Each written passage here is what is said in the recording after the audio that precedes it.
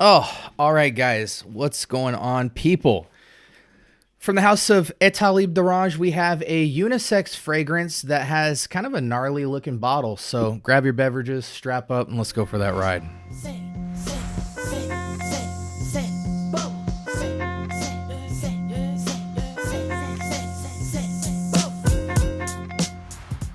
All right, welcome to the scent bubble. I am your host for the evening. Today, from the house, we have Eau de Protection. This is a unisex fragrance, both for men and women, released in 2007, almost 20 years ago. Yeah. Classified as a floral fragrance, but it's unisex, 3.72 out of 5, 1,200 votes. So a lot of people have tried it. And man, I guess this is an oldie, but we'll see if it's a goodie. 2 sprays on the arm for initial impressions. You know, we're almost done with this set, and there's not a lot that I would recommend you guys buy, so I'm really hoping for the best with some of these last minute scents. Very rosy and citric spicy. Kind of odd off the strip. I'm hoping it changes on the hand. Oh, interesting. Okay, so this is a pink rose covered citric spicy experience. Not super spicy, but it's got almost like a grapefruit growl. Yeah, it's like a tart, kind of fizzy grapefruit, ambery, warm with rose covering. So it's almost got a candy-ish, like a sour candy-ish effect. Yeah, almost like a fruit punch sour strip. A little bit more natural than that, but it is quite sweet. It's floral, it's sweet, it's animated.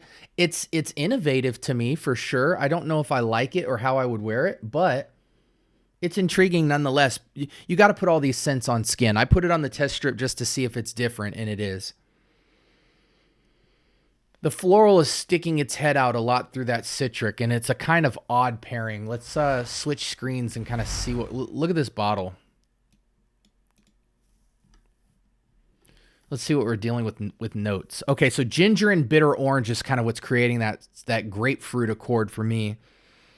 Again, I don't get the sense of black pepper. It's somewhat fizzy, effervescent.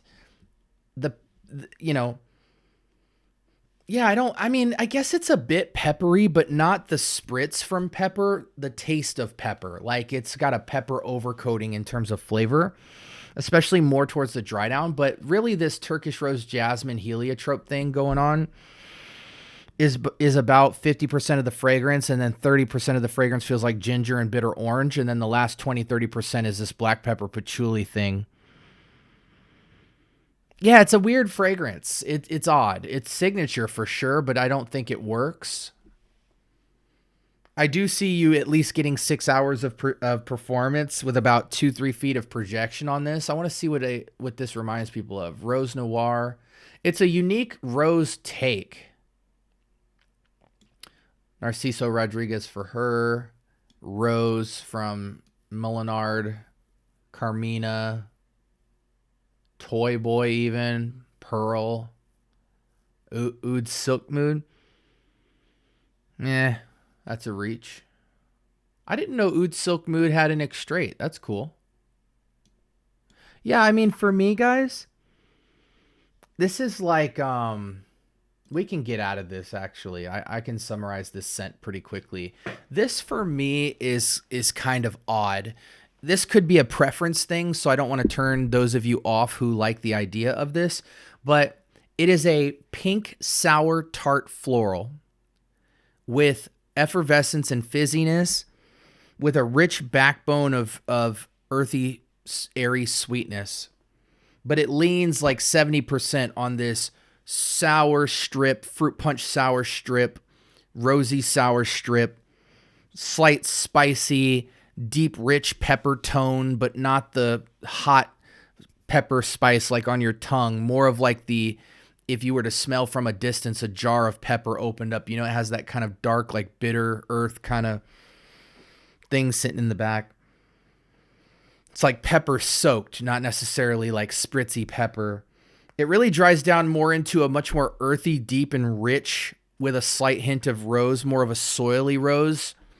But that opening has so much citrus and ginger that it really feels like it's going to dominate the fragrance. And then that stuff kind of gets out of the way really quick. So it's almost like eating into the sour strip, but then putting your nose next to a little rose on the ground, you know, type of experience. I mean, it's elegant, it's beautiful, it's definitely animated and kind of like surreal. So this is kind of like a quirky scent. It leans super feminine. I don't see a man really.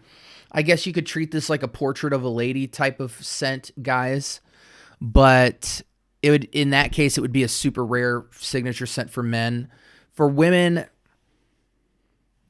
it's quite animated and got a lot of personality. So for that, I can jive with it. But I think score wise, I'm at a high 7 with this. Like the only thing that takes it up from like a very average 7 for me is that it's got so much kind of unique personality with the texture. So I would give it a higher 7, like somewhere between a 7.5 and an 8. But it's only for women who like unique personality type of scents, because it's not natural floral. It's not any rose like you've ever smelled. It's kind of a surreal rose, but then the earthiness kind of drags it away from femininity a bit. Yeah, for me, it's like 7.5-ish type of thing, but I don't do decimals. So I would literally just call this a straight 7.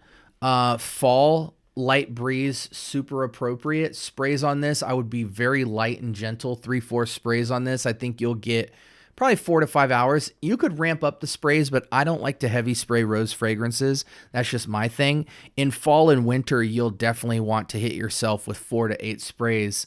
But I think during any part of the year, 75 and down with a breeze, easily just 3-4 sprays and make it like a glorified skin scent. I do find this to have a nice lingerie sillage. There's enough body here where you will get a nice 2-foot sillage, 2-3 feet projection. It's more lingerie instead of just pop. Alternatives to this, a huge upgrade to this style would be Portrait of a Lady. A more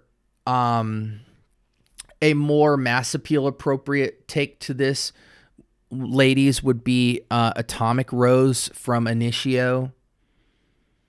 There's a lot of Estee Lauder style fragrances that do this somewhat, or even some of the Privé Chanel's that you can get into. Again, this is a $200 price point, probably closer to $120 at the very lowest that you can find. So those are the type of alternatives I would start to look into. It's a good scent. It's not odd. It's just innovative in a way that feels feminine and foreign to my nose. But it's definitely intriguing and interesting. There's no like glare out notes that mess this scent up for me. I just think it's really outside of my preference. But I can respect the blend. It is one of the nicer blends for me. Again, this was an Etat Libre d'Orange's Eau de Protection. And it's okay. It's not bad. I think the score is merited here, 3.7. But I think to those that would like it, they would consider it like more of a 4 out of 5 type of scent. I just think it's, again, the more it dries down, the more palatable it is and more pleasantly just like a light, rosy, sour type of scent. But you got to get your nose on this to see if you like it. Like, comment, subscribe. More importantly, turn on that notification bell. Talk to me. I do talk back. Check out the Discord server. Check out the playlist. Let me know, ladies, do you like your florals to be more natural and nature-esque and not, and pretty? Or do you like them more animated and sweet and loud and have a lot of personality? I'm really interested in that. And are there any men out there who like fragrances like Atomic Rose or Portrait of a Lady from Frederick Mall? Sound off in the chat below. Let me know some of your favorite rose fragrances, and let's get a conversation going. I hope you guys have a blessed rest of your week. Found this review to be valuable. And until next time, I'll see you guys next time. Peace.